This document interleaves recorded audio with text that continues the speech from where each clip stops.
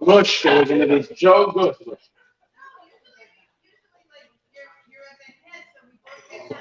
Mushka was going to be great, right? It was going to be really good. I have a Rabbi. I have a mic for you. I have a mic for you. It's a Nitzenden mic.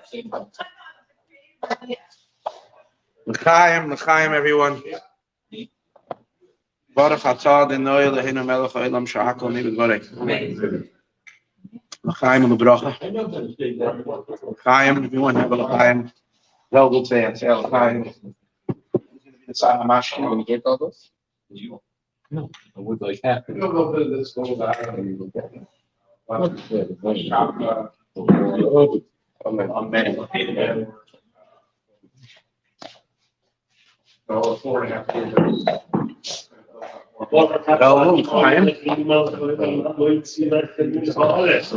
A bracha to everyone. A bracha to the Tzikmans who are sponsoring tonight's event. The Melaveh Malka. Yes. The Melaveh Malka, the Hersh benched them with a lot of bracha. Today, we're going to celebrate, we're going to connect to the Holy Tzaddik. His yahrzeit was today, so special. I decided to do the Melaveh Malka in his honor. I didn't realize the yahrzeit was today. I knew the yahrzeit was in Tove, but I did not know that the yahrzeit was today. So it was really very exciting to find out that the yahrzeit from Tzvi, Hersh, son, the only son, Ben Yochid, the Holy Baal Shem Tov's yahrzeit is Zion Tove. Zion Tove. He's already making Freilich. L'chaim u'lebracha.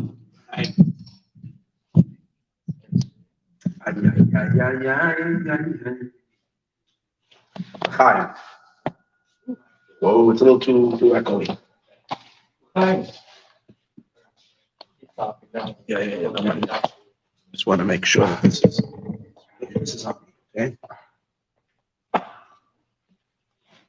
Yeah. Okay. Does it say live? Seems like it's the minutes are going. Yeah. Okay, we're good. So l'chaim, everybody should be benched with the merits of this incredible big tzaddik. Let's sing a niggin first to warm up.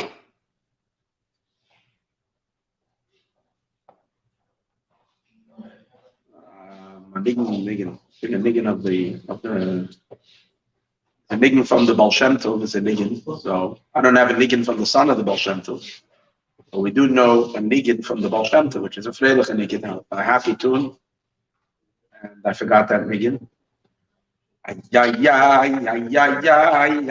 it?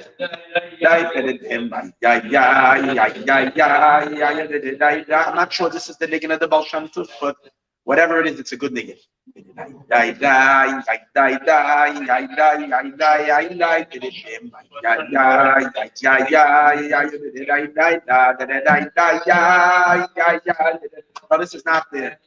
this is not the Baal Shem Tov's niggin, but it's a good niggin nevertheless.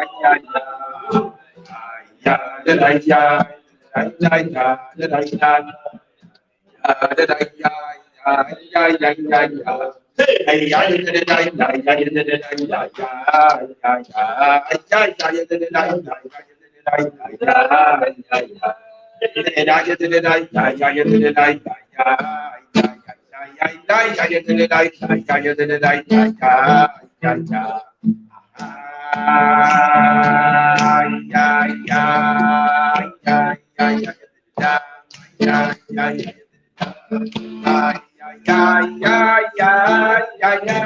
is the actual making.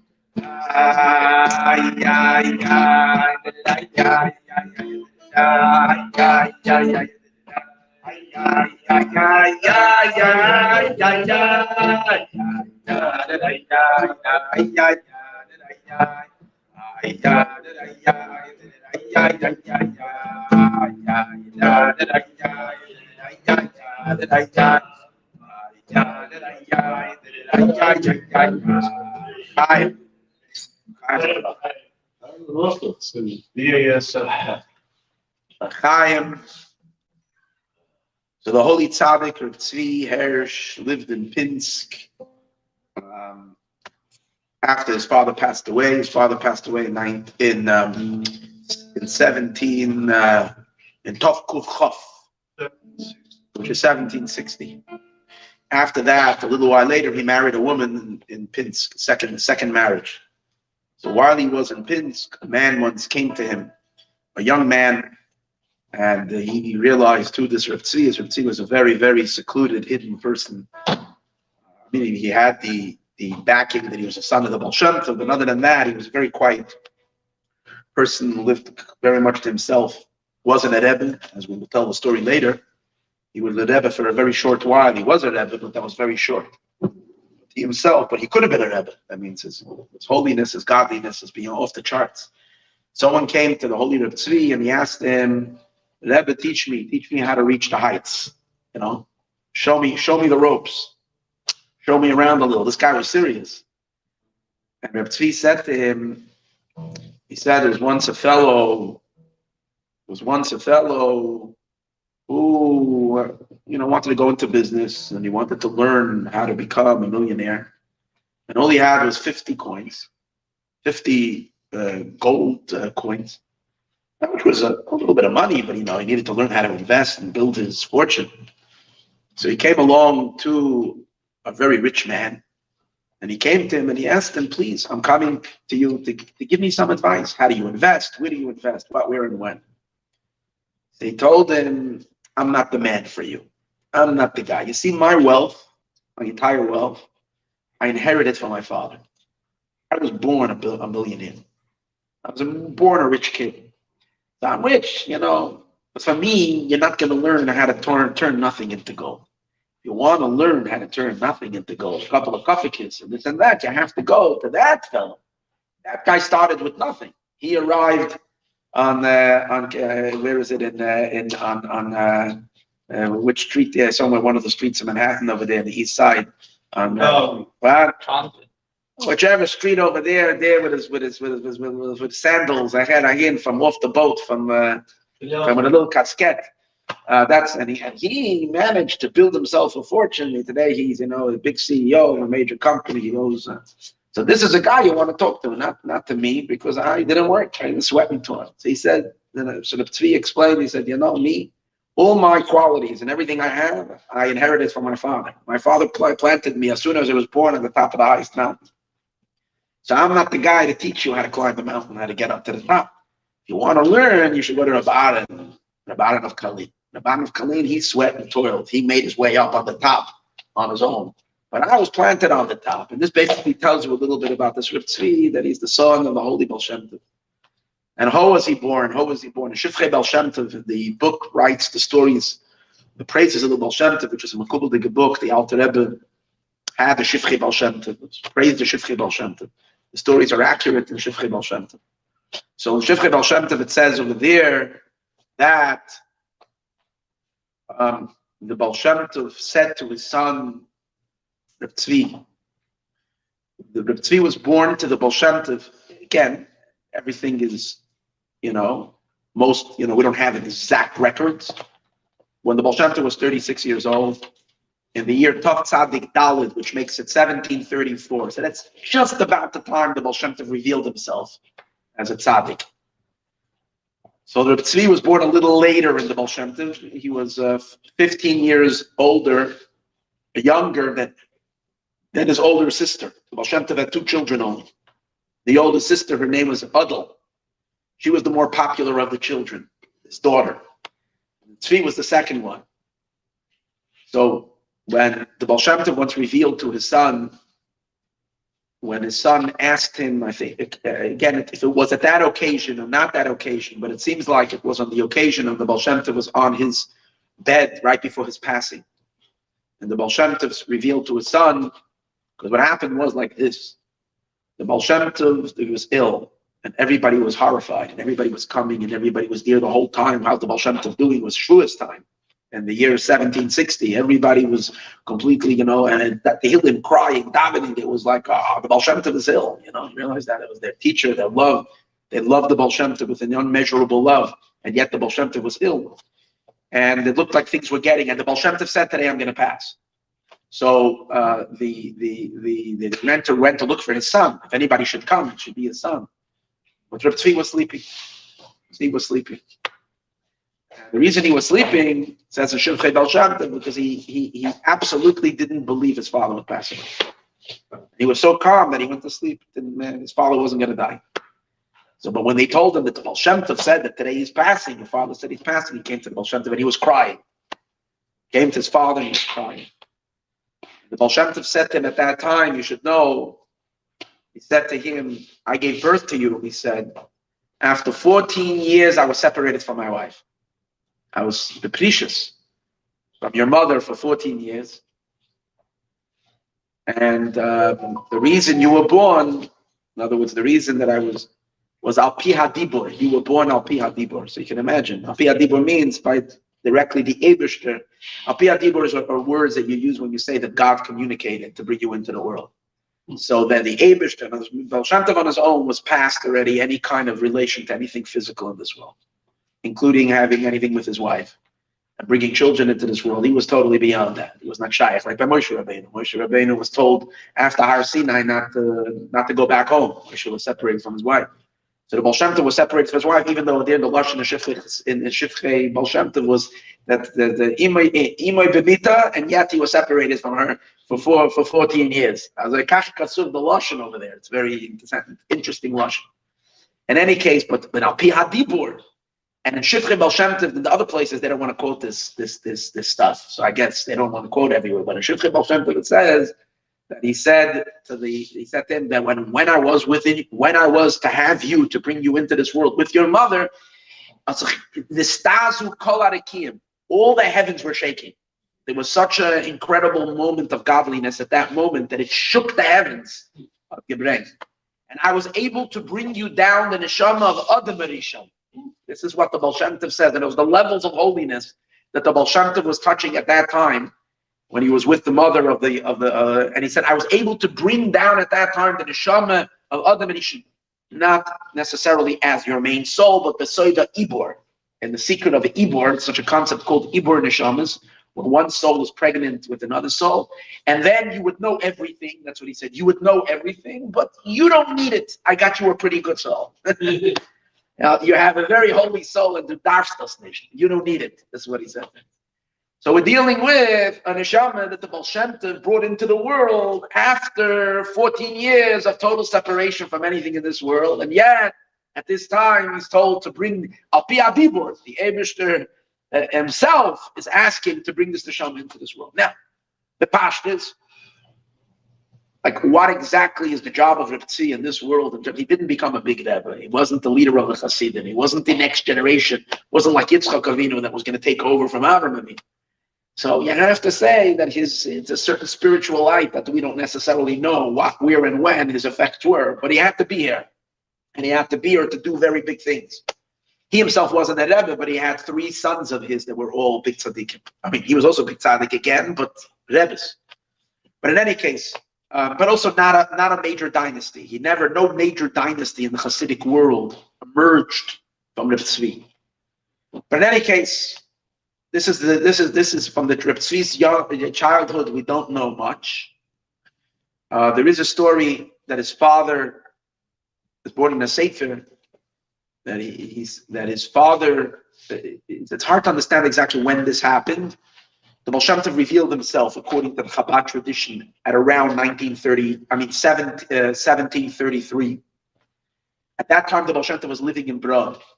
This is before the Baal Shem Tov moved to Mezhebush. A little while later, when he was a little boy, with Reb Tzvi, the Baal Shem Tov moved to Mezhev.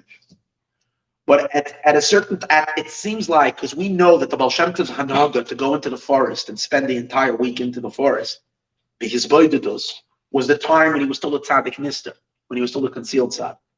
This story puts Reb Tzvi as a child in the Baal Shem Tov's household when his father was still doing this.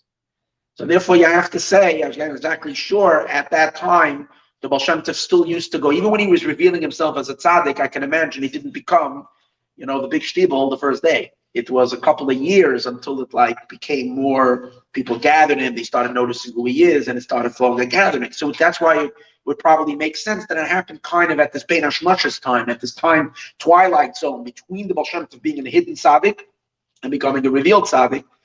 The Baal Shem Tov used to go out the entire week to be misguided for contemplation in the fields. When he came back, and he didn't eat anything. He was fasting the whole week. His wife would pack him lunch, and when he would come back, the lunch was intact. She would pack him food, and he didn't touch the food. He fasted mamish the entire week, not because he fasted, because the Baal Shem Tov didn't believe in fasting. He just simply forgot to eat. That's the point. The person was in a state of such unification with godliness that's where he got his physical nourishment from the divine. He didn't like Mechilas HaMesim. You don't need the physical food. Moshe 40 days. And Moshe 40 days in heaven, he didn't eat. And but Shabbos, Friday night, he would eat. Friday night, the Baal Shem Tov would eat. So it so happened, what so happened that it was Friday night, and the Baal Shem Tov was in such a state of Reimim Musanefesh on Friday night that he went into a very, very powerful state of Dveikus. And because he hadn't eaten all week, and if anything, his body was used to getting a little food on Friday night, but now he was in a state of Dveikus that he wasn't going to eat anything. And Reb Tzvi, the little boy, went on his father's lap, and he started pulling at his father's beard. On the Baal Shem Tov's beard. And we know this is what the Sefer brings. That Reb Tzvi said that it says in Kabbalah that the beard is the Yud Gimel Midas Harachamim. It's the 13 attributes of mercy. And every time we mention the 13 attributes, we're really tugging on God's beard. So when the tzaddik, who is a reflection of the Eibishter in this world, that's what the tzaddik is. So when you're tugging on the tzaddik's beard, you're literally pulling Yud Gimel Midas Harachamim. Not a good idea to ever tug a tzaddik's beard. But if you're his 2-year-old kid and you're sitting on his lap, or your 1-year-old kid, so that's a different story, you can tug on. So basically, when he did that, he brought his father down. He pulled his father down from that place, and then his father ate. And obviously his father continued being alive in this world because his son was mamshechin to be in this world. But this is Reb Tzvi, the holy son of the holy Baal Shem Tov. Another story from his childhood is Baal Shem Tov, that the Baal Shem Tov once took him to visit the rabbi of the town. So I'll be past this. This story happened when the Baal Shem Tov was already living in Mezhebush. Reb Tzvi was a little boy, probably 3 years old, 2, 3 years old, maybe 4 years old, not exactly sure, 5 years old. And the holy Baal Shem Tov took Reb Tzvi to visit the rabbi of the town. Again, it's probably the rabbi of Mezhebush. And he saw when he came to the rabbi that there was a nice chinaware, a nice thing, and there were a lot of silver utensils there, silver and nice things. The Baal Shem Tov was so poor, didn't have anything. So when he left, the Baal Shem Tov said to his son, Reb Tzvi, I'm sure you're wondering, I'm also supposed to be a rabbi. And you went to a rabbi and you saw that there's nice things over there. And in our house, there's nothing. So you're probably wondering, I don't have anything. We don't have anything. So you should know, had I had money, it would be better to give it away for tzedakah. I would give it for tzedakah. That's what he told us. If we take a look at the story of Reb Tzvi all his life, Reb Tzvi was mamash a pauper all his life. He had a little while that he was married and his wife had money, but generally he lived a pretty difficult life financially. He didn't have, as we're going to see a few stories, Reb Tzvi was pretty impoverished. And there's a few stories with him communicating with his father in this whole situation. But this was his lot was kind of not to be on the wealthy side. He had a poor life. Anyway, this is the story from Reb Tzvi when he was a little yingel. We'll sing a niggin. And for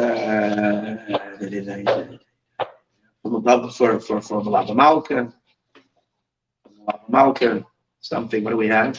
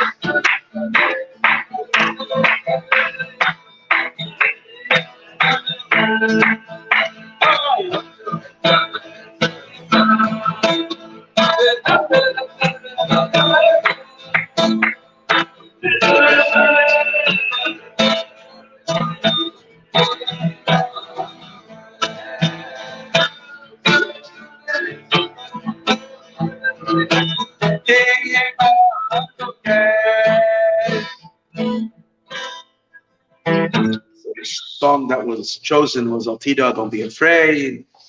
The reason we sing that Matzah Shabbos, we sing Altida Avdi Yaakov, same idea. It's Don't Be Afraid, because we're going out from the inner protected world, the inner world where there is no klippa, no unholiness. And during the week, we go down into the more external levels of existence in order to, in the olden days, in order to elevate sparks, in today's days, in order to spread Mashiach from the external realms. Because Mashiach is already in the internal, but we have to bring Mashiach out into the external. But in any case, do you know the words for Altira? We're going to get to that in a minute. So that reminded me of a story that I read today that made me happy. And I was hoping that no one was watching me in shul because I probably looked like a lunatic when I read the story, and I got so happy. The only one that would really understand me would be Yisrael, like this frat fellow. So this was the story that I saw today, which is just awesome. So Reb Tzvi, it was very hard, by the way. This was not an easy research because Reb Tzvi is, again, a very, very mysterious individual. And the other Rabbeim, you just hit Google, you put them in, you find already like 50 stories. But not with Reb Tzvi. He's like, he doesn't. First of all, he didn't live long. He passed away in the year Tov Kuf Mem. That means he passed away when he was 45 years old. It's pretty young, a younger man. And anyways, so Reb Tzvi lived in his later years, I mentioned, he lived in Pinsk. And he would go, now you know, the rabbi, one of the Rabbanim in Pinsk was Rebbe Yitzchak of Berditchev. They hung out together. Imagine, Rebbe Yitzchak of Berditchev hung out with the son of the Baal Shem Tov. They really connected. But the other person that he really connected was Rebbe Aaron of Kalin. Rebbe Aaron of Kalin, as I mentioned to you in the first story, he sent someone to go to Rebbe Aaron. They were very strongly connected. In any case, he used to go every Friday. He used to leave Pinsk and he used to go to the mikveh. He used to go to the merchatz. He used to go to, to the mikveh and to prepare for Shabbos. Where did he go? He would go to Karlin, which wasn't far from Pinsk. And after his mikveh over there, he would go visit Rabbi Aaron of Karlin. And Rabbi Aaron, and he would say as follows. This is also connecting. It's kishmak, but it connects. He would say, I am going from Mitzrayim to Goshen. This was his statement. I am going from Mitzrayim to Goshen. What does that mean? Pinsk he saw as Mitzrayim, and Karlin was Goshen. And he would go, let's see, and he would sit down, and Rabbi Aaron of Karlin would serve him and would give him l'chaim. And he would give him, Rabbi Aaron of Karlin, at Erev Shabbos, we say in Rabbi Aaron of Karlin that he was the one who said Shir Hashirim, and the Maggid told him to be quiet because he's not letting the Maggid sleep. Because when he's saying Shir Hashirim, all the Malachim are making such a thing. So you realize Rabban of Kalin on Erev Shabbos, and when he meets Rav Tzvi, the holy, and this is a weekly situation. So the fact that Rabban is serving him, what did he serve him? He would serve him med. What's med? Med is a type of alcohol that comes from honey. That's med. Anyways, and that's what he would give him. They would say l'chaim, whatever. So okay, there's a story over there. Gamsamais. There's a sefer called Kisvei Rach, Reb Avram Chaim. It's printed by Kahos. It's an Chassid who was a Chassid from one of the sons of the Tzemach Tzedek. And he's also a very wealthy person, and he supported spreading the printing of many Svarim. Bechovsky, I forgot his name. Something Bechovsky. His book is a fascinating book. So over there, he brings this story. And he says, V'ha'inyan. And the idea, what's this idea? That he would go to Reb Aaron he would go to Karlin, and he would say, I'm going from Mitzrayim to Goshen. Well, what's going on here? So he explains, V'ha'inyan. I don't know where he takes this beer, if this is his own beer. And he explains it like this. He says that it says in Kabbalah, it says like this. It says that there are 5 levels. There are 5 levels. There is Heichal, which means chamber. There is Levush, there is garment. There is Guf, there is Neshama, and there is Shoresh. New words that, usually we have Nefesh, Ruach, Nechama, Sham, Mecha, Yechida. Here, there is Levush, which means garments. Heichal means a chamber, or rather, to start from the most external. Chamber is the outside, the house. The garment, which is closer. There is the Guf, which is the body. There is the Neshama, which is the spirit. Then there is the shoydish of the neshama, the root of it. These are 5 levels. So he says that when guf, which is pretty inside already, connects to neshama, then it has this chus and the ability to connect not only from guf to neshama, but also to shoydish. And the 3 go together. It becomes guf, neshama, shoydish, which spell out the Rosh Hashanah is Goshen, Gimel, Shin, Nun. And he says that when Reb Tzvi, the son of the Baal Shem Tov, when he was living in Pinsk, over there he wasn't able to go. His mind was always in the higher realms, but he hung out more in the level of the Heichalos and in the Levushim. In Pinsk, he wasn't able to tap in not to Guf and not to the Neshama of the divine, and definitely and not to Sheish. But when he would come to the bottom of Karlim, he would get entry, he would get access into Goshen. And he says, like it says, Moshe approach. Nigash is Neshama, Guf, Shoresh. That's Nigash, Moshe approach. So when the son of the Baal Shem Tov went to Karlim, he would actually get access to go into the inner dimension, which is Guf, Neshama, and over there, he says he would go shower, he would go wash, go to the Miraculous. Because in the outer realms, in Levush and in the Heichalos, they could mix in some klippa. Some klippa is able to get into that realm. As we know, Shemamis b'yadayim titafes v'hi b'yacholei melech. Chassidus always talks about that the klippa, a spider, gets into the Heichal of the king. So it's possible to have klippas that get into the house, but not into the levels of Guf. The Sham of there's no klippa. So in order to wash himself off, he would go into the inner world. He would go to Karlim, and he would go into the body. And over there, he would tap the inner dimensions of Guf, Neshama, Shoresh, and he would help him wash off the outside as well. And that he had from his father. His father taught him the art. That's what he brings. His father taught him the art of doing this Indian. The fact that he adds that his father taught him the art of doing that, it probably means that he got this by Kabbalah, the one who's writing this, that he's not just saying it on his own, because how would he know that his father was the one who taught him this Indian? But then he says, what did Rabbi Aaron do? Rabbi Aaron would serve him med. Why? Because he explains, Rabbi Aaron was a Talmud of the Maggid. The Maggid is the level of Das. And he brings a shayrish, a source to that the Maggid's Inyan was the power of spiritual quality of Das. We know that the Maggid is the haschala, bringing down the Oris Makifim into Das, the source of Chabad, the source of drawing it down into Das. Now, okay, and he says, Das is another Indian that destroys the Klippa. Because Klippa doesn't have Das. That's the one, it's explained in Chassidic, they don't have the moyach of Das. It also says an interesting thing. There are two things that were given between two names. Gedola Das, the Das is very big, that Hashem, the Das was stated between two names of Hashem. Kikeil Deyois Havaya. So Das, Gedola Das, Shenitna ben Shtei Shemos, between two names of Hashem, is Das. Nekama, the sages say, is also the great thing. It's also given between two. Keil, Nekama is Havaya. So Nekama and Das are related to each other. And when you have Das, then you can take Nekama in the Klippas. So therefore, he went to Rabbi Aaron, who's a student of the Maggid. And what would Rabbi Aaron feed him? What did he serve him? Med. What's med? Med is Mada, Mem Dalit Ayin. He would serve him Das. Because he was a student of the Mizrach Maggid, he was able to give him the med, which is the Das.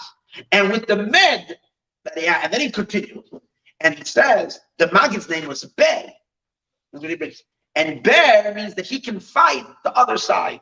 The reason he's called Ber is because he can fight the Tove of Klippa, the Ber, the Sitra Achra. He can destroy them completely, the Maggid. The Maggid was, and more than that, the Baal Shem Tov used to refer to the Maggid, he writes, as Berinu. Berinu. That's how he always called the Maggid, Berinu. Even when we'll soon see the story that when the Tzvi gave over the leadership to the Maggid, he said, my father said, give it over to Berinu. So Berinu, he says, what's Berinu? It's Ben with a Yud, a Vav, a Berinu. So what do you have? Berin, a Yud, a Nun. No, I'm not counting the Ber. We're just counting the Yun. Okay, that's why it's hard to figure that out without looking in the book. Basically, it's Nun Yud, which is 60, and a Vav and an Aleph. It's 67. Which 67 is Gematria Chaim. It's one less than Chaim. It leads up to Chaim, which is the Eitz Chaim. So through Das, that's why you served him the med, and this is how he was able to clean from the ganze Klippa, and that's why he went to Goshen. And okay, so I was just so excited because this week we're learning about Goshen, and so all these things are deeper. You come over here, you think you get pizza, and you get Stam Diet Coke. You know what these inyanim are? The niche, this everything over here is hecher inyanim. Whether we know, whether we don't know. My little grandson pulled out a little Tabik Pishka today from there. I have no idea who Shmek's Tabik over here. I think the Baal Shem Tov left us a Tabik Pishka.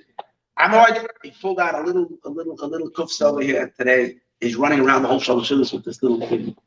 Please, I hope I don't find out who put it there. Now still I think that maybe, in honor of Reb Tzvi, we got and they used to smack Tabik, the Tzadikim always smack Tabik. We got our own little Tabik Pishka today.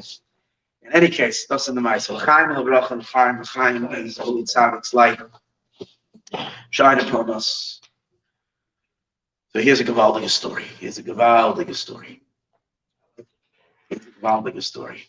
An incredible story. Should we tell the incredible story already now, or should we wait with the incredible stories later? The Pinsk of Koretz would say, it is just to get a little sense of him. The Pinchas of Koretz would say about Reb Tzvi, the son of the Baal Shem Tov. The Pinchas Koretz would say that Reb Tzvi, his Yira Shamayim, his fear of God, is exactly on the level that the Yidden had by Matan Torah. That means, imagine that. He is constantly in the state of trembling in awe, like the Yidden stood at Har Sinai. That's his level. And the Pinchas Koretz has said about Reb Tzvi, and he added, and not only that, he knows the entire heaven. He knows everything that's going on up there. He knows everything. All is based. So why is he so quiet? Why doesn't he say anything? He said, because he is so sure that everybody else knows it also. So he has nothing to share. Because by him, it's so upgraded that everybody else also knows what it is. So it doesn't even occur to him that he has something to share that others don't know. So that's not even to be aware that he knows. That's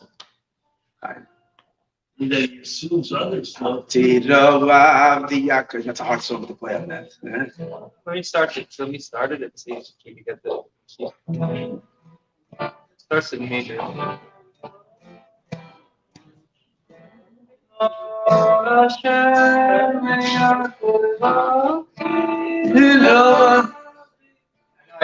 high. You're very high. I'll take it over.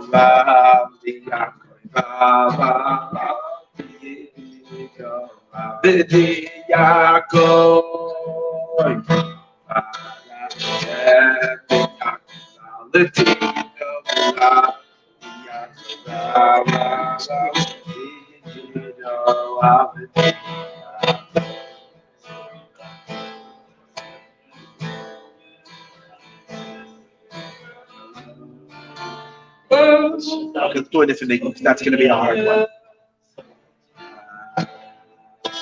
You know the words though? It's hard one. Maybe if the Chavrah help me out of it.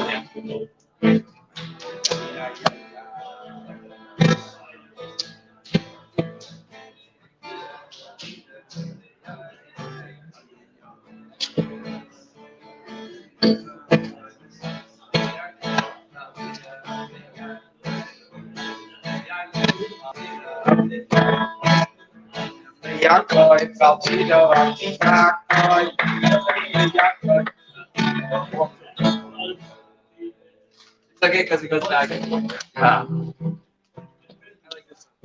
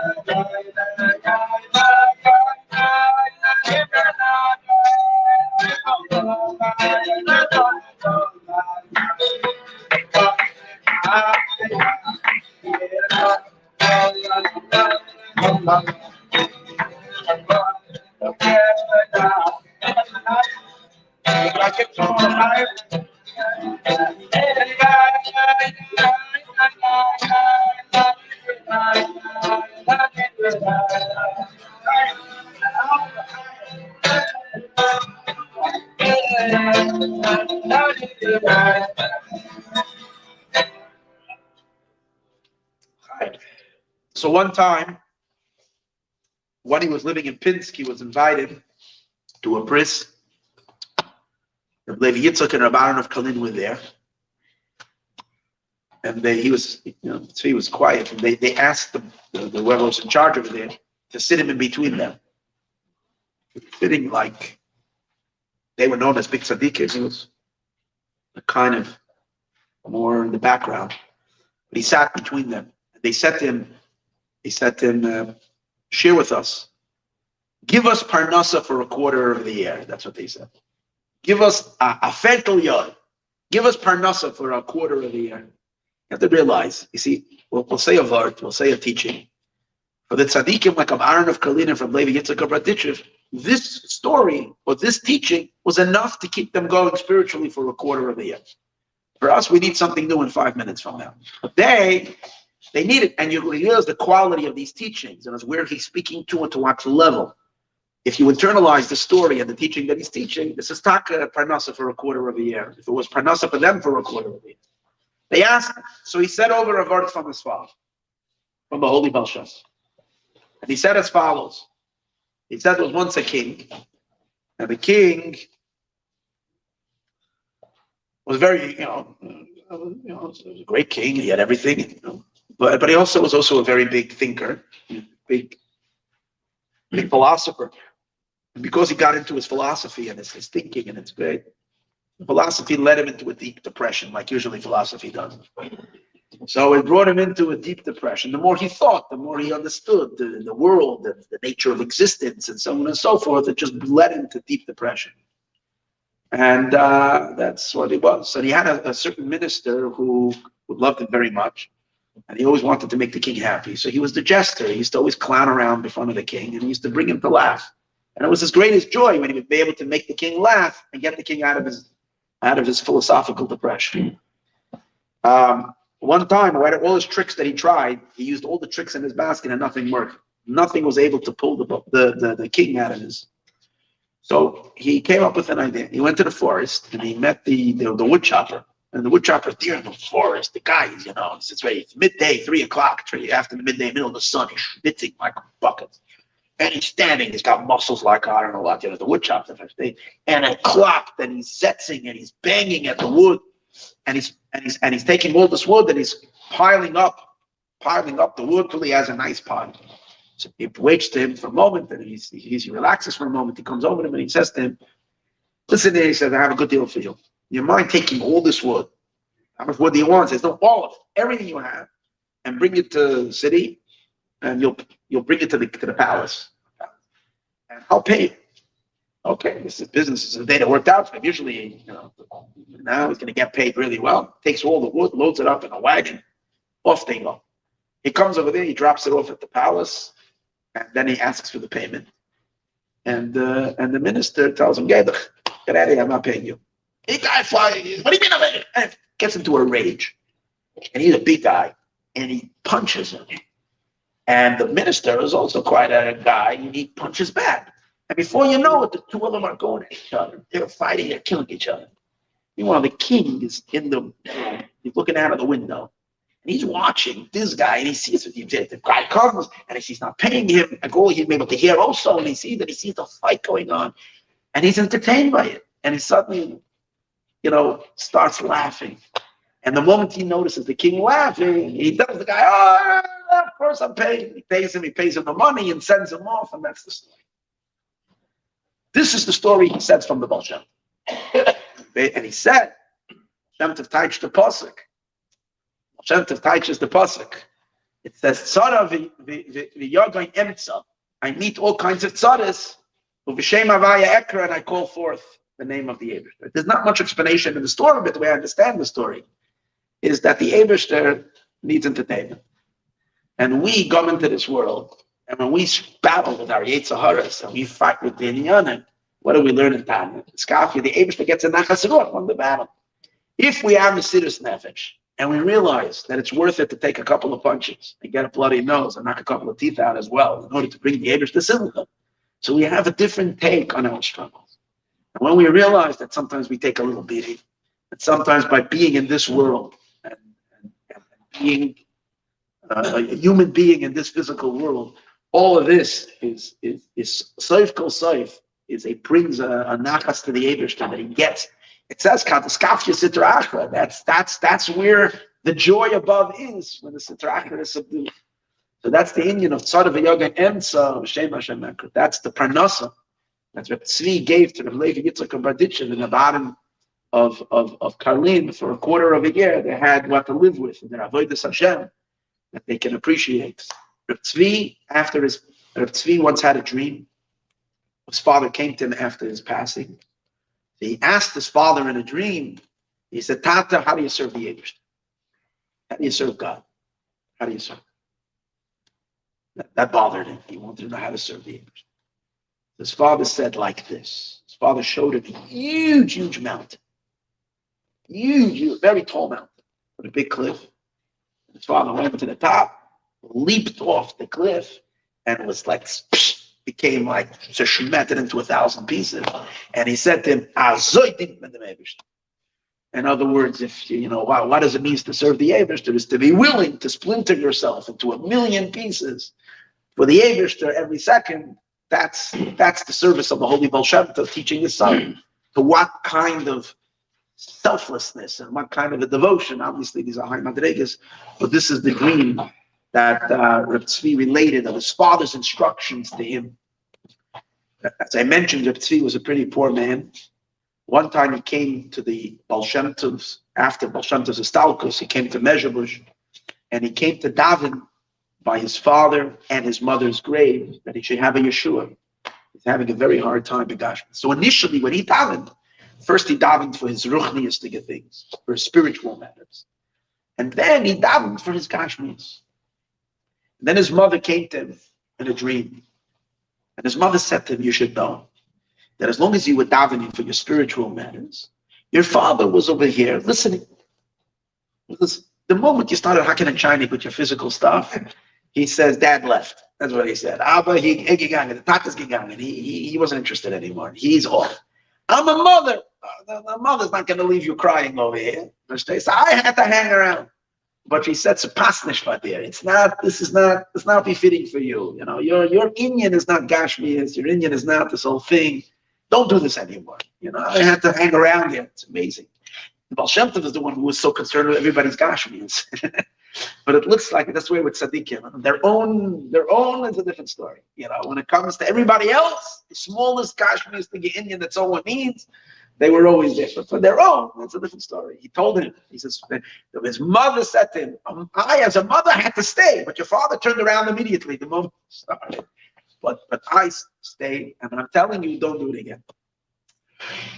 Going back, when the Baal Shem Tov passed away, so that time when the Baal Shem Tov was talking to the Reb Tzvi, and he told him that whole thing about his neshama, and he was also crying. The Reb Tzvi was crying, and the Baal Shem Tov said, "Why are you crying?"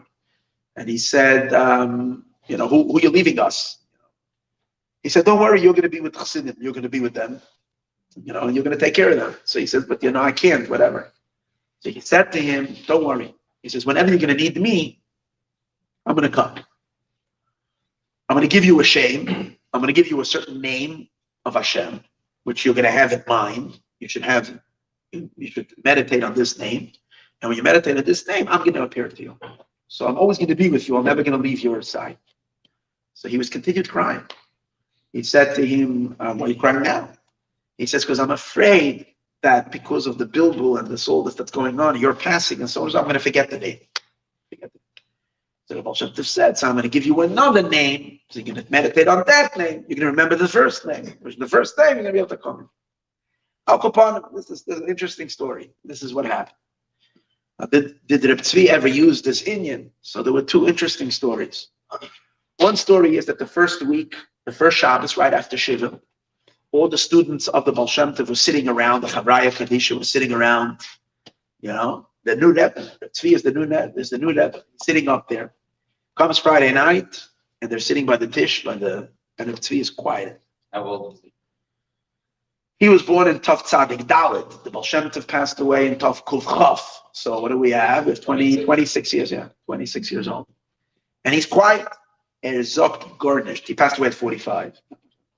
He's quiet, doesn't say a word. The whole tish, not a word. Comes the second day. So the day meal, and everybody's sitting together. They're thirsting to hear something from the new Rebbe. They're waiting to hear. garnished. Still, he's quiet, doesn't say a word. Comes Sudish Lucius. They're sitting with their Nuda and skatenish because the Baal Shem Tov used to say Torah all the time. And they're waiting for Tzvi to say something in garnish of Tzvi's silence. And they were getting a little bit uncomfortable because they needed something. So they started chazering amongst each other, themselves. They started repeating some teachings of the Baal Shem Tov amongst themselves. Tzvi let out a huge krechts. And he says, Tate! He said, Father. But he pulled his father down. He said, Tate! He said, Father, cook! He says, take a look. You see, they don't have any derech eretz. They're sitting, not sitting quietly. They're sitting and talking, and the mom, they're giving over Titus. They're sitting in front of them. And the Baal Shem Tov had appeared right then and there in front of all of them. They got terrified with the Baal. And they started excusing. They said, we need something. We need something. It doesn't say the end of the story of like what the Baal Shem Tov told them. The story cuts off right over here that they said they need something. They didn't mean chas v'shalom disrespect. They just needed something. In our Chabad tradition, it brings in Sefer the Magid Sefer in the back in the Isofis.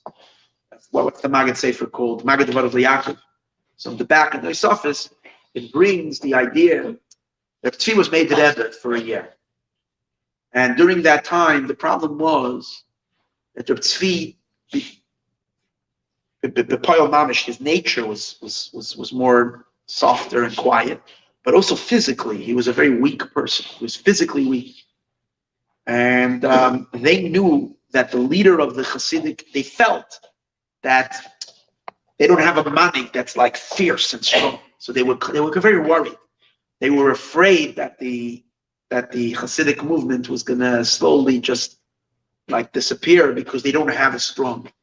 And the scary part was that word was getting around in the world of the Misnagdim that Hasidism seems that it's going to wither out. And so it came the first yard site. This is the way the Rebbe Rashab told the story. Came the first yard site, and the Chassidim gathered. So it seems like the first year he was Rebbe. To what degree he used to fear the Chassidim? Probably said some Torah. I'm not sure. We don't have much of what was going on that year. But we do know that when it came Shavuos, the second day Shavuos, which was the yard site of the Baal Shem Tov, he was sitting at the head of the table, dressed in the Baal Shem Tov's, kaftan, the white garments that the Baal Shem Tov wore, and he was sitting oivenah with all the Chassidim. And I'm not sure if it relates that he said Torah first, but then he stood up. Tzvi stood up, Malka Masai stood up, and he said, "My father was by me today, and my father told me that the Shechina, Pamal Yashalmayla, mit the ganze Pekel, that the Shechina and the entire heavenly abode with the whole Pekel left is leaving me and is going over to the Berenu. It's now moving over to the Berenu, and therefore the Berenu is now the Rebbe." And he went in front of them all. He took off the kaftan, the Rebbe's kaftan that he wore, and he gave it to the Maggid. The Maggid didn't resist. The Mezritcher Maggid put it on. He switched seats. And he said, my father said, I should sit in his place and he should sit in my place. And the Maggid came and sat down right over there on the head of the table. Reb Tzvi went over on the side and he sat down on the side. And the Maggid immediately started saying Torah. The first mimer, the Maggid said, Mareim or Maseim. It's a mimer that's in Torah or. The Tzemach Tzedek said that this is the mimer that the Alter Rebbe heard from Mendel Vitebsker, who said that this was the first mimer that the Maggid said when he spoke. It's just with the Alter Rebbe's twist. It printed in Torah or it's a mimer in Parshas Yisrael. That was the mimer. But this was the moment that the son of the Holy Baal Shem Tov had heard from his father that he's not going to be the one who is going to continue the leadership of the Chassidim, and he gave it over to the Maggid. After that time, We spoke about him having a name of his father. He lived in poverty, pretty much. He was married to a woman, according to, I got a very geschmack out of this, because the way I read today, it's again a lot of things, is that his first wife was named, his first wife, who was his wife when he married her, when he was living in Mezhebush, her name was Nechama. And then after she had passed away, his second wife that he married was Bela. So I was happy to hear that my daughter is Nechama Bela, and my son is Tzvi. Over here. We have a Baal Shem Tov center, so it's geschmack to hear all these geschmacks. He made it before. In any case, He made this was why. this was married in his father's Chaim Chayusa, in his father's life. He was already married to his first wife. It's interesting that we don't hear anything about his wedding. Like if the Baal Shem Tov was alive, his son's wedding, you would think, do we know anything about his second wife, about the Baal Shem Tov, about the Adol's wedding? We don't even know. Al Koponim, let me tell you this amazing story. This is just an off-the-chart story. And the story is as follows. After the Baal Shem Tov's passing, he lived in pretty much in poverty. And once a person came, one of the Chassidim of the Baal Shem Tov was in Mezhebush, and he came by to visit Reb Tzvi, and he saw the dilapidated state of everything that's happening in his house, and the poverty that he's living in. He felt really bad. When he left, he went to the town called Kaminke. Anybody knows, one of the big students of the Baal Shem Tov were the Kaminke brothers, two brothers from Kaminke. And he visited one of the brothers, his name was Reb Shmuel Kaminke. And he asked Reb Shmuel, and he told him the matzah that Reb Tzvi, the son of the Baal Shem Tov, is living in such poverty. So Reb Shmuel immediately took his wagon. I'm just telling stories with your name. Hello? Yeah, I'm holding the middle of Melaveh Malka, and I'm telling stories with your name. You're on YouTube. You're right now on. Everybody sees that I'm talking to you. You can watch it on Facebook. The part about you is already over. Yeah, you see that now you know it's not true, because I got a call from the Holy Land of Yerushalayim at this moment. Anyways, so what happens? So Reb Shmuel decides immediately to go, travels to Mezhebush, and he comes to pick up Reb Tzvi, and he says to him, Tzvi, it's not right that you're living in such poverty. You know, all the students of the Baal Shem Tov were all your father's students. Your father gave us so much. We should only owe your father a little bit of a debt. We should take care of you. So you know what? Come with me. We're going to go visit different people. We're going to collect some money, and we're going to, make sure that you're okay. He didn't want to. He didn't want to, but he nudged his father. Finally, he agreed. So he got onto the wagon, and off they went. He said, "First, I'll take you to Kaminke. There's a lot of your father's fans in Kaminke. Let's go to Kaminke." So they left, and as they went, there was a big hill. A big like a mountain road. They go up the hill and they come onto the other side, and it was too steep or something, and the wagon had a problem. It got stuck, and they had to go by foot. So they go by foot, and they go down. They come to the valley, and oy gewalt, out of nowhere. It's a famous story, but not always knows the details of the story. Out of nowhere, a gushing river comes out of nowhere, a flash flood, and literally they both get caught in this flood. And they're bubbling up and down, and there's a threat to their life, and they feel like they go underwater, and they catch their breath, and under, and ahead, and ahead, and they almost drown. And this is going on for a while, and suddenly they manage somehow to get out of it. And they're both sitting, and they're huffing and puffing, like they're out of breath, and they're wet, they're drenched, and they're wondering. The whole thing doesn't make any sense, because they passed by it. They knew this road. It's Kaminke used to go to the Baal Shem Tov. There wasn't a river over here. What's this whole business? So they become this facet. The whole thing just totally baffled them. Anyways, they continue on by foot to Kaminke, and he brings him to his house, and he goes to get 2 pairs of clothing for him of changing, and he puts him into a room to rest up, and he goes to make him a tea, and meanwhile he gives him a new pair of clothing to change. And when he comes back to meet him, he hears that Reb Tzvi is talking to somebody, and they're talking back and forth. So he doesn't want to go inside. He's there. Okay. But then when he hears it's over, and he's looking, no one is leaving, whatever. So he knocks on the door, he goes in, and he says to him, who are we talking to? I heard someone else in. He said, the tatas do the thing. My father was here. And he said, so, no. He says, my father told me what happened. He says, what happened? He says, you should know that years ago, there was a Chassid of the Baal Shem Tov. There used to be a river. There used to be a water that would go down in that valley over there, in that area. And there was a Chassid of the Baal Shem Tov who once went to that place to Tove in the mikveh.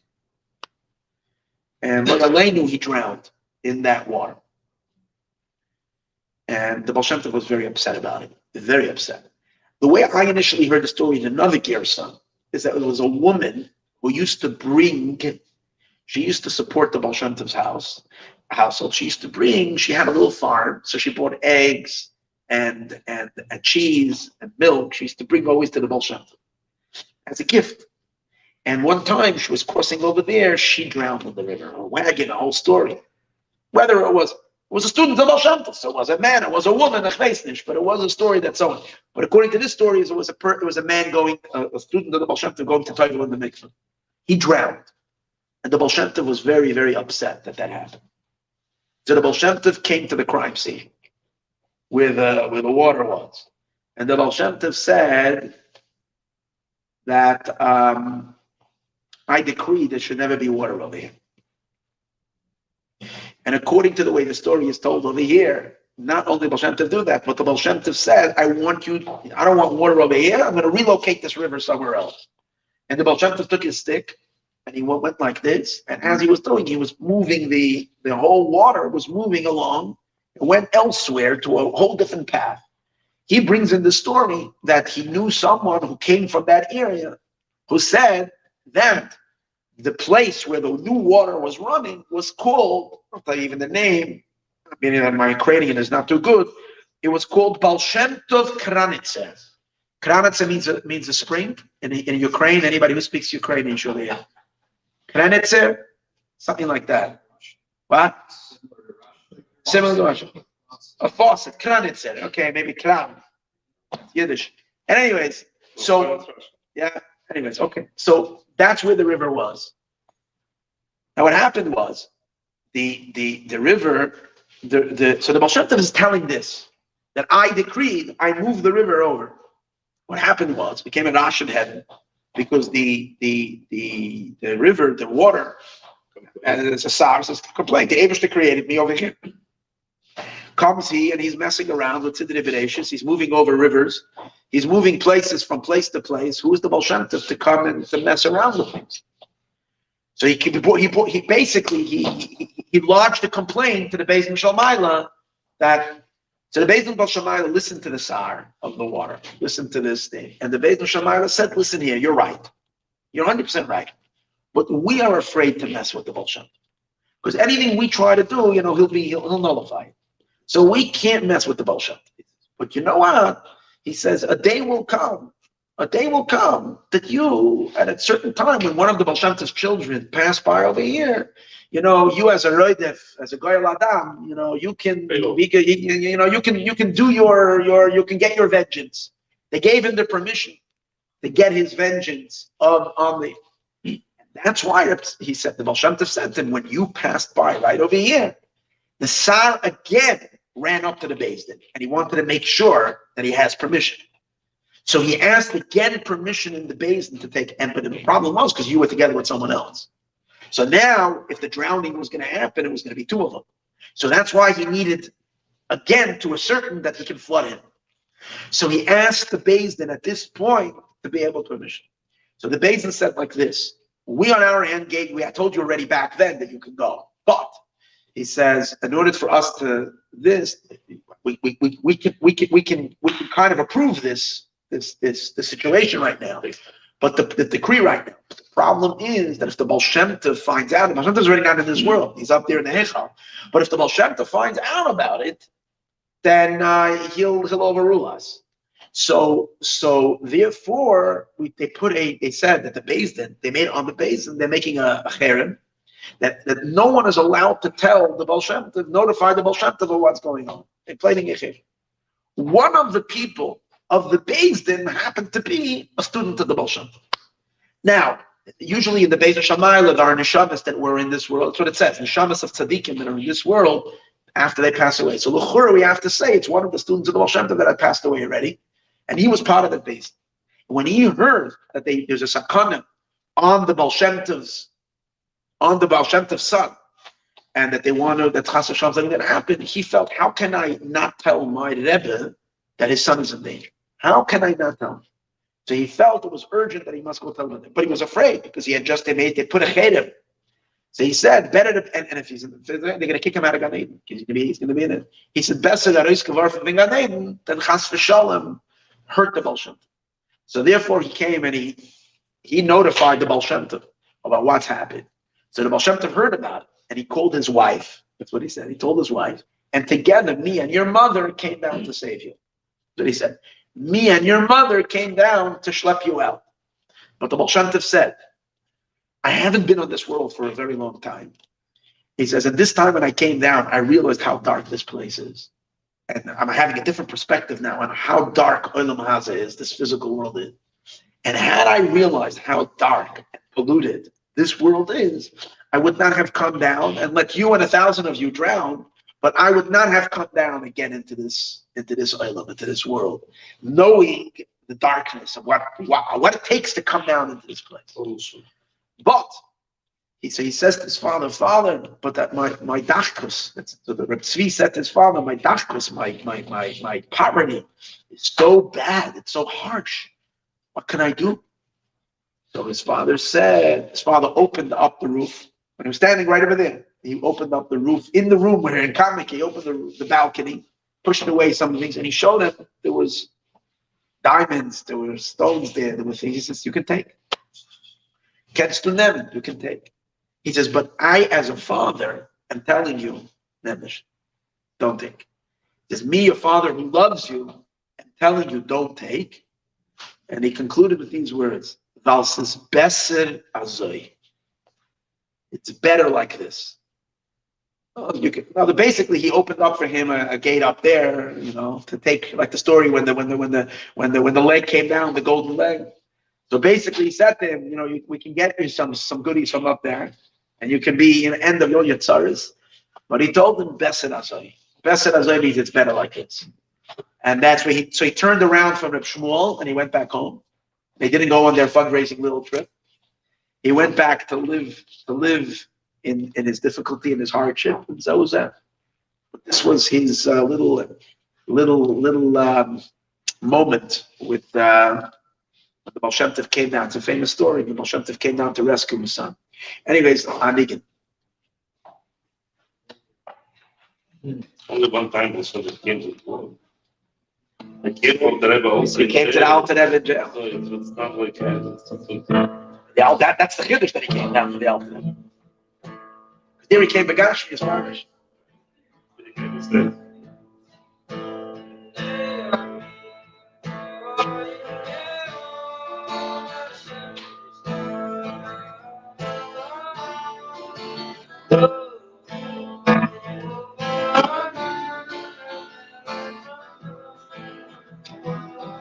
Aaron Chaim. Chaim.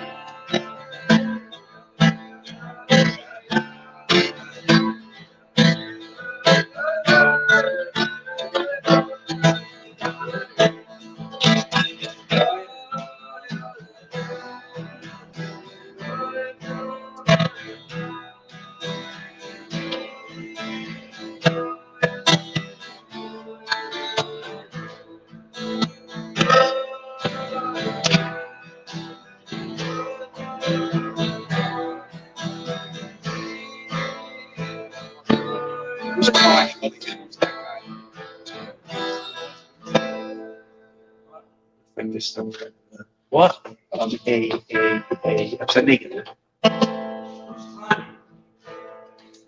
Like some fly trying to find the original. I just saw the shadow. So everything the same.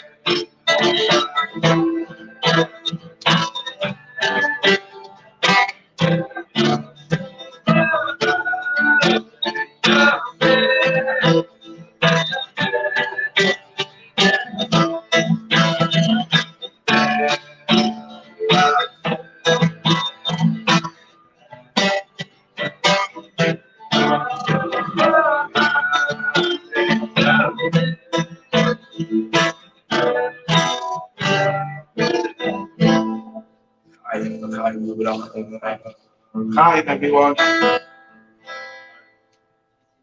So, the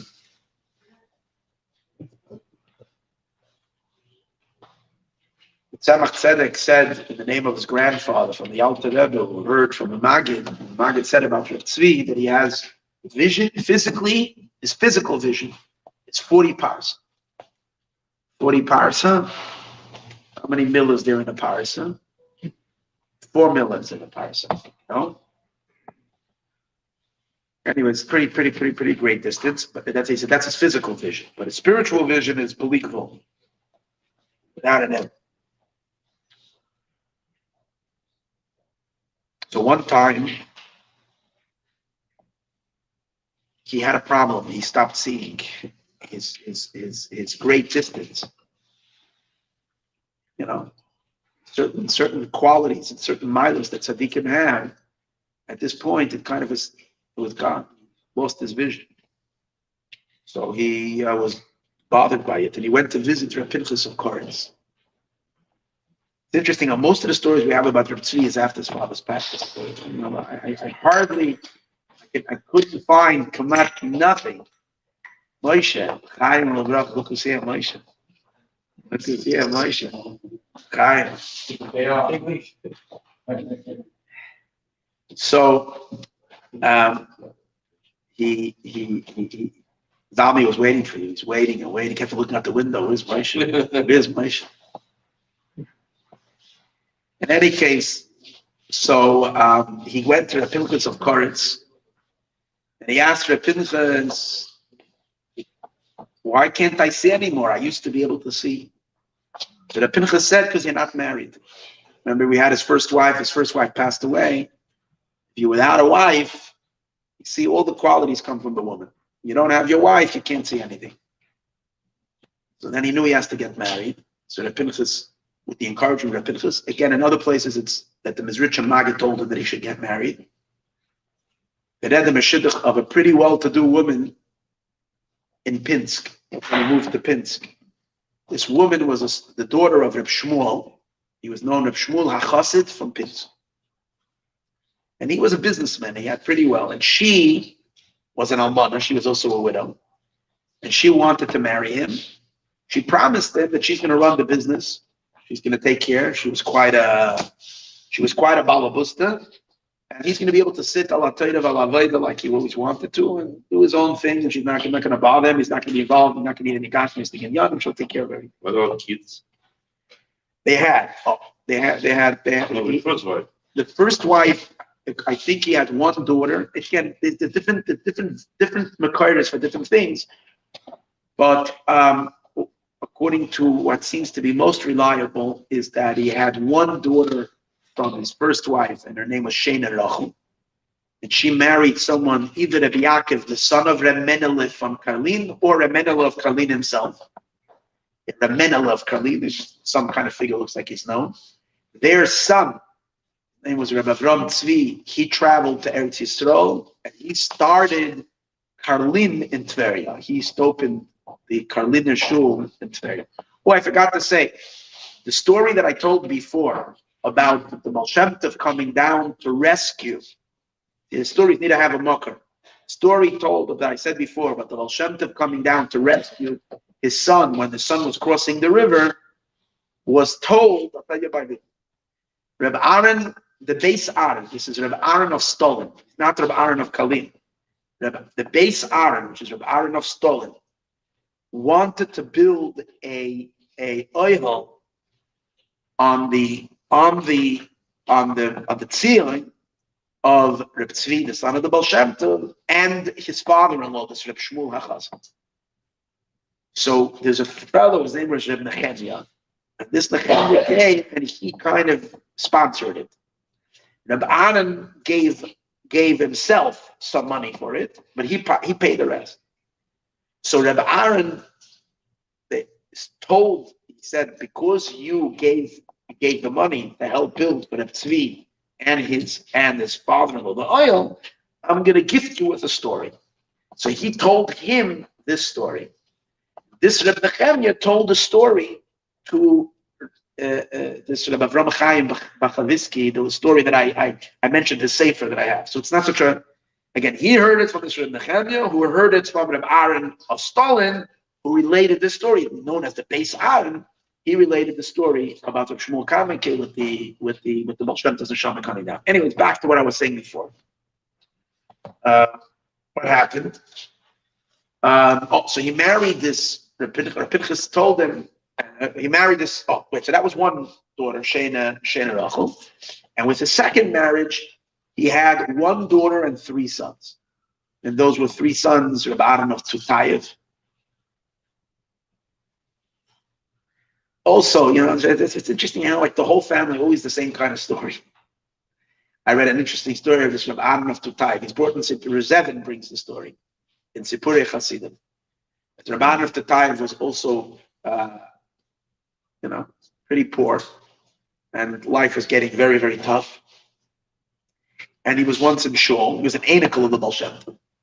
And he suddenly, one Shabbos, got very frustrated that no one is taking care of him. No one is looking out for him. The guy is never, he doesn't have any bread. He's poor. So he came and he knocked on the bima and he said, "Vos Hestus?" He says, "I'm the grandson of the Baal Shem Tov." The Baal Shem Tov, that was still like, it was the third generation. The Baal Shem Tov was pretty popular. And no one looks at me. No one helps me out. I'm left over here. Can't get this Kaddish. And the people said, "Give out." It's true. There's an anical of the Baal Shem Tov. You're leaving him like this. So right then and there, they made a whole group together, and they decided, each one decided that they're going to take care of them. They're going to make a fund taking care of Rebbe. And they decided that after Shabbos, they're going to solidify it. They left shul, and suddenly this Rebbe, what's with me? There's all these years I was living as I didn't have to come on to any help. I never asked a human being for any help, ever. And everything. And I'd be talking to the Eberster, and now I went and I asked, and not only that, but I schlepped my grandfather into this as well. It bothered him so much that he davened and he davened. And he begged that everybody should forget what happened. They should forget.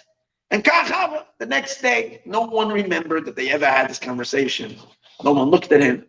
And that was the story. How do we know the story? Because one person heard this tefillah. Oh, there's all kinds of nice. And later he became a rebbe in a different town. There was a machla. Their children were dying, and he said you should go call him. He's the man. They brought him, and he became the rebbe then in that town. But in any case, so that's one of his sons. Rabbi Amnon of Tutayr, and his three sons, Rabbi Yisrael and Rabbi Tove Ber of Ulainov, another Chassidic. Back to the story that I was saying before is that so so now he gets married to this woman. She's running the business. So this was a short period in his life that Parnassa was going well. She was pretty well off, and he went to do his thing. By the way, he made a Tanai with his shver when he moved to Pinsk. It was full of Misnagdim there. We all know that Lady Yitzchak of Berditchev suffered terribly in Pinsk. So he made a Tanai with his shver that if he's becoming his son-in-law, he's going to daven in the klois, but he's going to daven in a shtibel off the klois, like right off the klois was a little shtibel, and that the Chassidim made their own minyan. It's interesting how they bring the one thing that he wanted, the one thing that they should make hakafis shmini atzeres by night. So the klois, there was no hakafis shmini atzeres by night. There was only hakafis and chestayr. And it's chestayr by night, and chestayr by day. But of the Kabbalah, you already want to have hakafis shmini atzeres by night. So he had his own shtibel off, and where they had certain Chassidic minhagim. But his wife ran the business. And one time, she sent people with money of hers to go do on her behalf to go buy or whatever, and it was a big deal. And they had made money, and then they were staying in a lodge somewhere. Thieves broke in and they stole everything. The ganzigel. When you're a Tzvi, the son of the Baal Shem Tov, and you have vision, so he saw that happen. He literally saw the thieves breaking in and stealing all his wife's money, all the money. And it got him very, very, very upset. And he got very fadaigit, and it bothered him very much. But they came back, they didn't have the money. They came back, they were poor, they came back without anything. No, not the merchandise and not the money. And after that, he lost his vision again. He lost all of his koiches. So he came to the Pinchas of Kumzitz a second time. And he said, "The Pinchas, what happened? I lost. Now I have married already. What happened now?" He says, "Because you're worrying on Gashmi. It's because it's getting to you. Your Gashmistic situation is getting to you. You're bothered by it. And because of that, you lost your vision. It's not your inyan to zartzach being Gashmis." So, at another time, and Yankel thinks that Reb Tzvi, the son of the Baal Shem Tov, has stories that you can tell till the morning. He doesn't realize that the stories of Reb Tzvi are going to end in 5 minutes. But Rabbi Yankel probably has. Yankel! Scream into the mic. Paging Yankel. We're paging Yankel Ginsberg. Paging Yankel Ginsberg. You got it. You realize we have one story left. We have one story left by the time you came. So I want to make sure that you're here for the last story at least. So maybe one or two. Maybe one or two. Oh, do you say He doesn't vote. He has two. He has one more. That's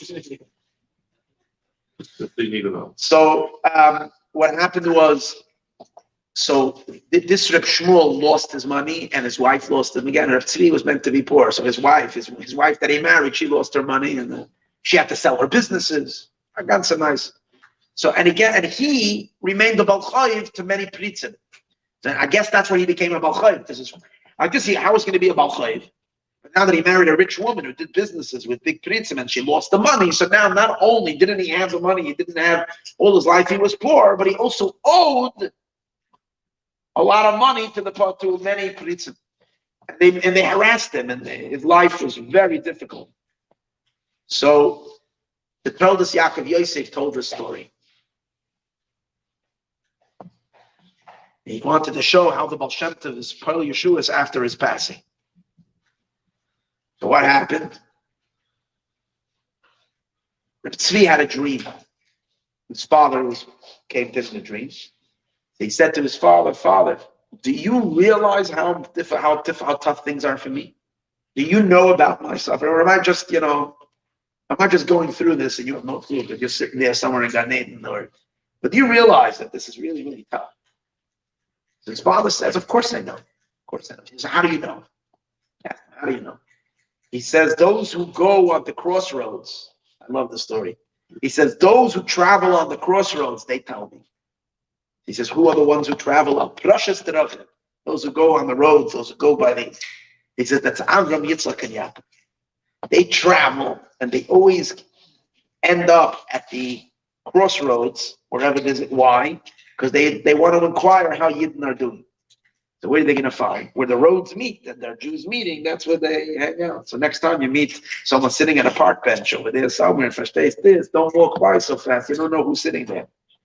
The Yid might be sitting there outside with a little casket, reading the newspaper, we're smoking a cigarette. The face garnished by those hands. The Avram, Yitzchak, and Yaakov hang out to find out what's going on by Yid. And they are my dear to Tzadikim, what's going on. So they let me know about your situation. So I know. So he says, "No." His father said, "No, I don't have time now. I gotta go." That's what happens. Literally, the Baal Shem Tov, "I don't have time. I gotta go. I have to go even vatal. I have to go nullify the alila, the libels of the, how did he call them? I'll tell you how he called them. The Russian peasants, the Ukrainian peasants. They had a special name. These Ukrainian peasants are called Haidamaks. Haidamaks were the Haidamakas. These were the Ukrainian peasants that were they were bandits. They were bandits. And he said, "I have to go nullify their decrees, or not their decrees, their stuff." This dream was a dream that he had. His father left. His father said, "I gotta go take care of business," and he left. So the Toldos Yaakov Yosef says that this dream that Tzvi had 3 weeks before Pesach. On Pesach, there is a town that's called Whitefield. In English. If you look at all the Jewish books, it's called Sedei Lava. And it must be a Ukrainian name of a village that's not far from Mezhebush. It's in that area. You read about it. You look on the map even, it's there. This town, on Pesach, there was some kind of a libel against various different Yidden. And a bunch of people in the community were arrested. And they were lodged against them false complaints. The people of Stay Lava needed help. So they sent messengers to them. The Baal Shem Tov wasn't alive then, but they sent messengers to the Toldos. The Yaakov Yosef of Polno, the chief student of the Baal Shem Tov, that he should be mevatel the gezer, he should daven for them. On Shvi Shel Pesach, when the Toldos Yaakov Yosef was saying Shira, Shvi Shel Pesach, when he was saying Shira, either by davening or by laning, I don't know exactly which point.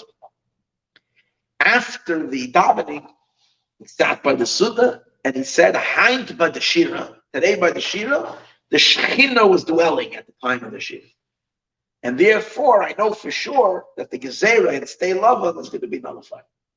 Kachava, so it was, these Yidden that were stuck in jail in this town were released. 2 weeks later, a bunch of Ukrainian bandits came and made a pogrom. And they came out, many of them.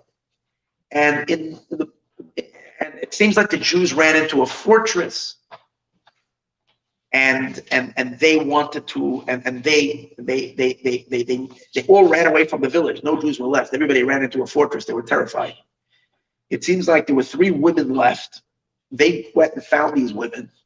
They put all 3 on a wagon. They lit it up. They wanted to light the whole fortress on fire. And they were going to push this wagon in. They were pushing it from behind, and they were going to ignite it and fill it with straw, and they were going to use it as some kind of a bomb, to bomb the whole place. And at that moment, when they were ready to do it, suddenly the Polish army came rolling in, and they chased them away, and they ran for their lives, and the whole thing was over. So the Toldus Yaakov said, you see, the Baal Shem Tov, what he said, I got to go take care of the Haidamakis. He was talking about something that was going to happen 5-6 weeks later.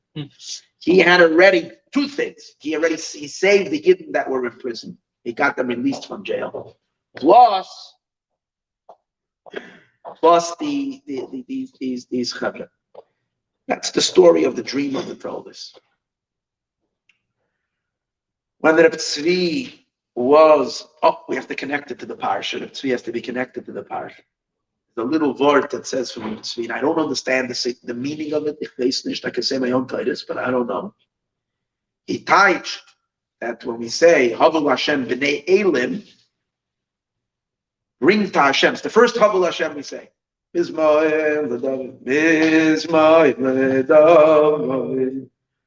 Hashem b'nei Elim. Who's the b'nei Elim? Elim is Rosh Davis, Yaakov Avinu Loimes.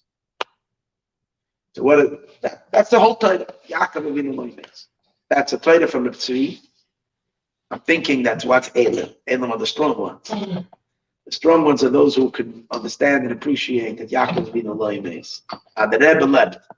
That's the issue. And those who get from Mishiwashi with Alamaisim. Elim, that's Pashas Vayechi Yaakov Avinu Loimes. That's the B'nai Elim. Havul Hashem B'nai Elim. The first thing that you Havul Hashem before anybody else are those who know that Yaakov Avinu Loimes. The Rebbe doesn't. In any case, that's his title. When Reb Tzvi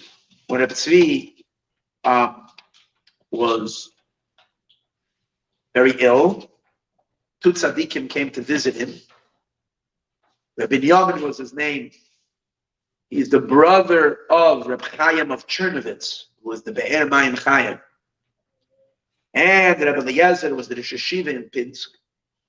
Both of them were going to visit together Reb Tzvi, who was ill.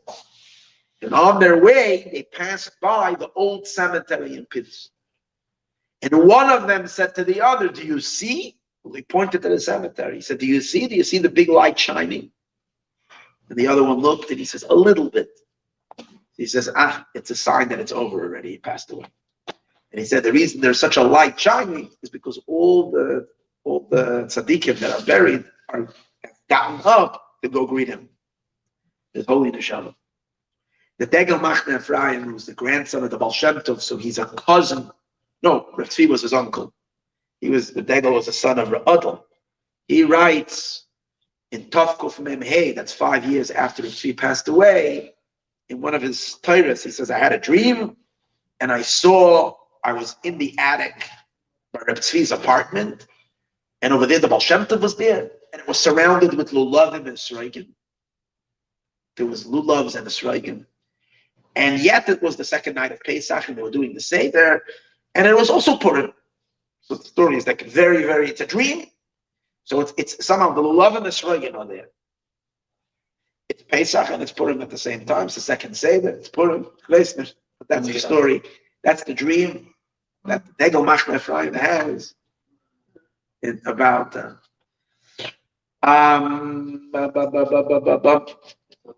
trying to see if I have anything that I read that I still didn't share. If I remember. Let's see. Let's go through everything over here.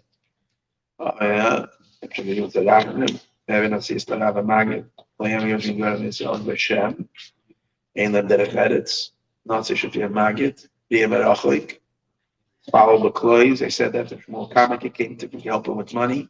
He davened by his father and his mother, right? And his mother said that I shouldn't do this. He went every week from Pinsk to Karlin on Hersh Shabbos. His father says that he hears it from the people, Avram, Yitzchak, and Yaakov. The Pinsk says that he has fear. And Binyamin, his brother, the Be'er Chaim, I said that. I found something. I found something tiny. Once there were a group of tzadikim that were sitting together, and Reb Tzvi was sleeping, and they noticed it was like, they noticed the middle, Reb Tzvi gave a big krecht, and then he turned over and he continued sleeping. And they noticed that it was exactly chatzos, and they said that's a stick of chatzos. Automatically on the clock, tunes in. There's a story of an Agay to our Rebbe as well. It says by Tzadikim, big Tzadikim, that people would testify. People saw this by the Rebbe, that whoever was in at Chatzos would see the Rebbe's face would turn like pale for like a second, for like a minute. And the Yechidus was like regular, but the Rebbe's face would change. And that's the Zman of Tikkun Chatzos, and the Tzadikim are able to do it like really without having to make a whole full-blown scene. Tzadikim don't have to make a full-blown scene. They're able to do the Tikkun Chatzos like this. But in his sleep, he gave a kraft, turned over, and Tzadikim said that was his Tikkun Chatzos. So now we're holding already by Tikkun Chatzos. These are the stories. This is pretty much, you open up any book on Reb Tzvi, you'll hardly find anything. It's very hard to find. You have to gather or schlep together from here, from there. And this is what I was able to pull together. As I was said, the main thing is that he is great light and has made great holiness and brachas shine down for all of us to give us all that we need and all that we want. And at the bench to Chodesh Tevis, and Be'ikr, and Mala already. Chassidus is here from the beginning. The desire of the Baal Shem Tov, Shafutzam and Asecha Chutzam. Reb Tzvi had Mesiras Nefesh by giving over the entire leadership to the Maggid, which was also a Mesiras Nefesh on his part. I mean, he didn't want to be a Rebbe anyways, but this elite is. So, Yazma, now we can hang out and tell stories and sing and have a good time. I heard a story of this recently. Yes. As usual, the students were waiting around. They wanted me, they were pushing me to say something. I think he said it was maybe Chassidic. Yeah. He said he'd say something. Yeah. They were singing and singing and singing. And then he just said it passive, but from the context, it was like a shtickle, like a step. But I have to remember, I think Mendel said it. Yeah. Shall we call Mendel? Yeah, call Mendel. Tell him what's the story. Because you want to know as many as you can, right? If not now. Yes, for sure. Now's the time. We got to bring stories. Rabbi, it's also my grandmother's yard site. Yeah. So what's her name? Kaya Barbara. Bas Binyamin. Bas Binyamin, may your neshama have a great aliyah. Amen. Yeshua. Moshe. Give us a niggin, Moshe.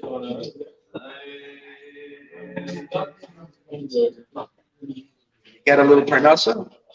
Got a little livelihood to last a little bit. Not a quarter of a year, but maybe for a total. I got to remember last week, a whole week. That's good. The Moshe niggin.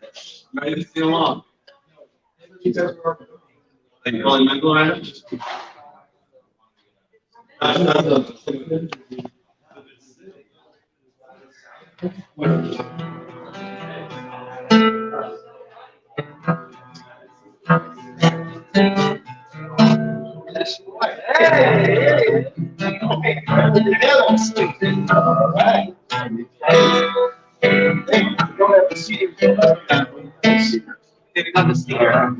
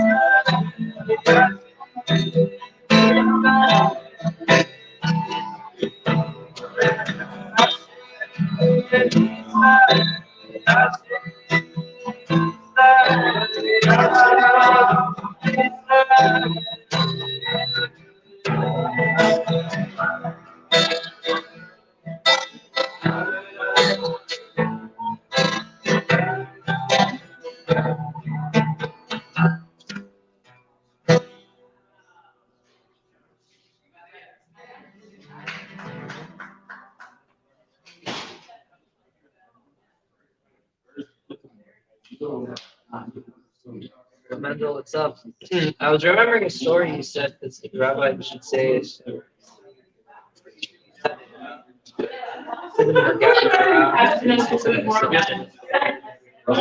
said some type of possibility that he doesn't know the numbers. Makes one shot.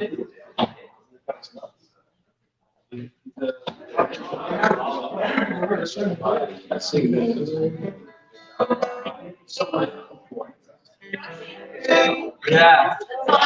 Can you send me? You like that one? Yeah. Hey, you want me to play it for you?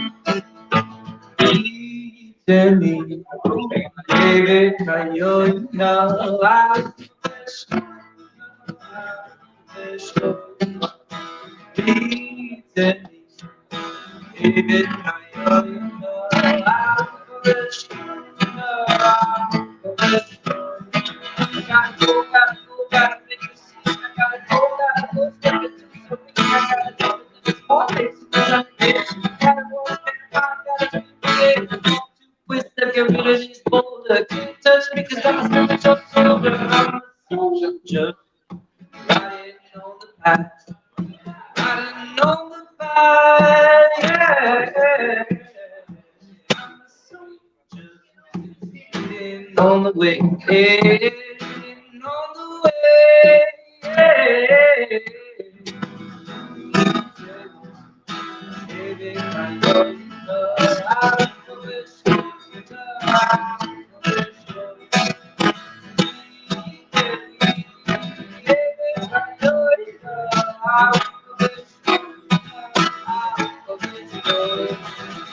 First, I was on a gifted path, then Satan came in on his track.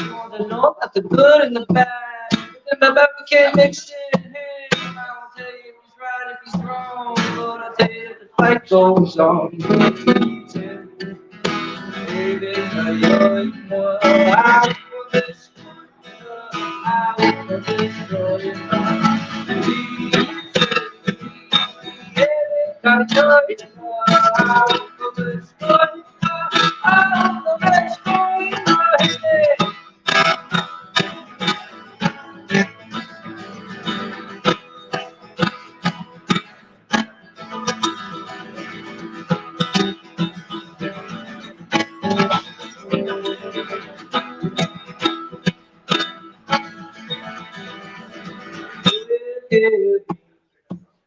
Like a dove, I can feel love, I can feel love.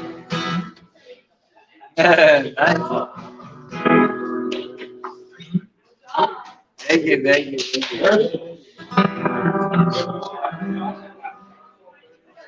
I'll play one more original.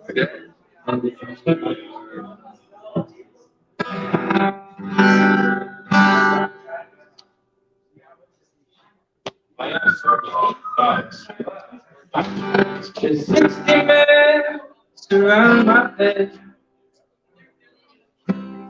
guard my head when I'm asleep. All themselves excited to chase the visions I won't see. We're gonna chase the visions I won't see. No, no, no.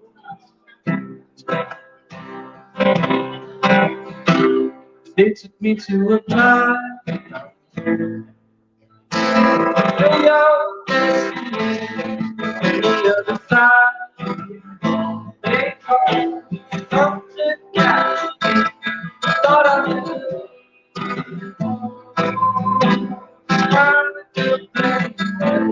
Thought I knew. Until they chose me.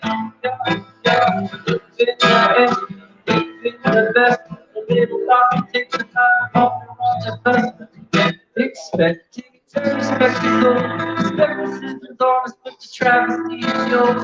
Moving fast, dash around. My soul down, black eyed entry, black feels so on me, in a miracle. The destiny, from the other side. We come to catch me. Thought of follow the play.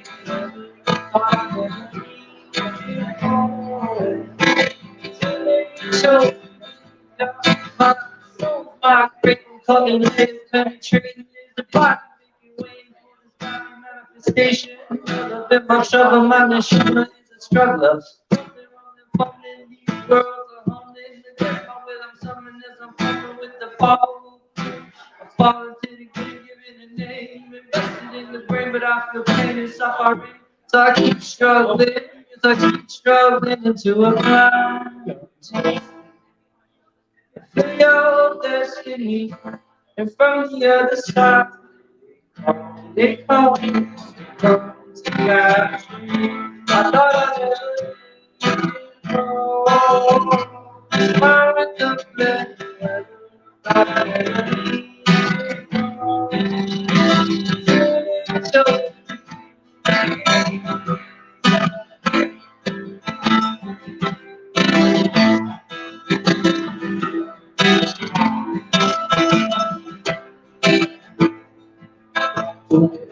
there's closer people. I can't put that soul. There's closer people. I can't put that soul. See the path inside. Place me on the top of the earth. See the path inside. Place me on the top of the earth. See the path inside. Place me on the top of the earth.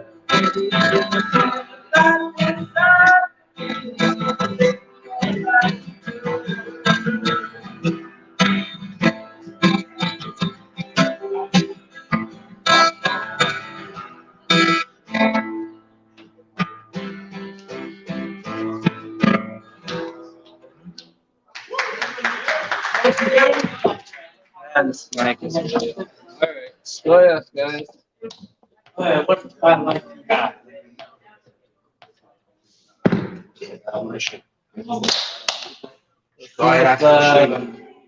Let's see if he answers me. I left him the voice on. Great job. Thank you.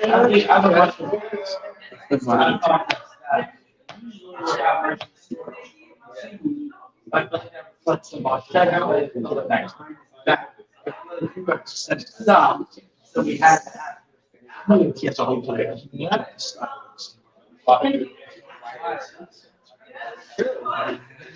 I'd say, you know, this is the kind of Yeah, Yeah, it's the whole- more. Yes. I'm more like, oh, everyone knows.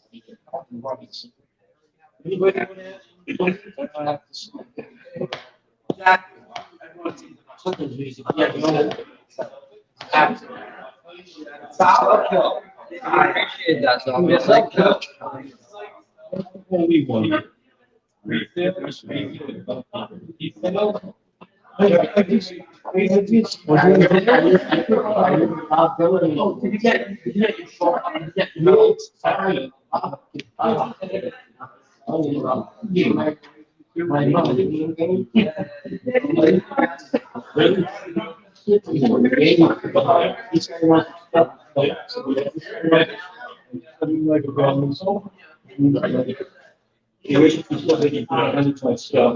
yeah.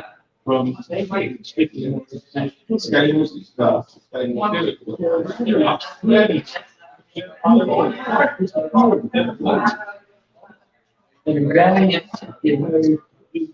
Oh, nice cat.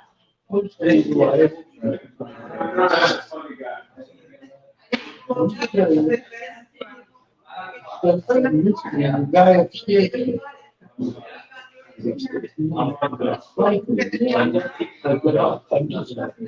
Which got me, I think, right now, is looking for hot water.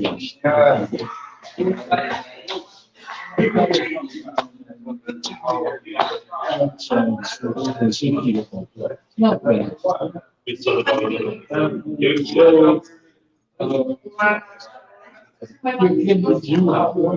Here, the old one, the second.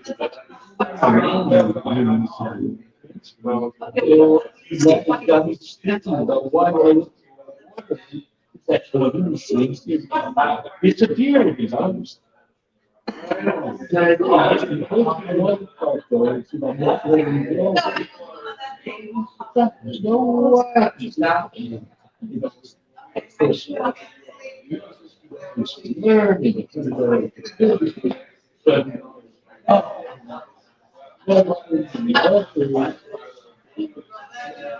I was there.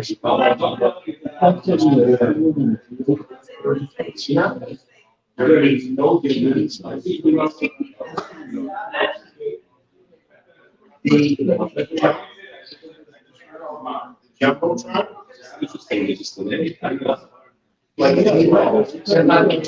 It's gonna be. I'm still trying.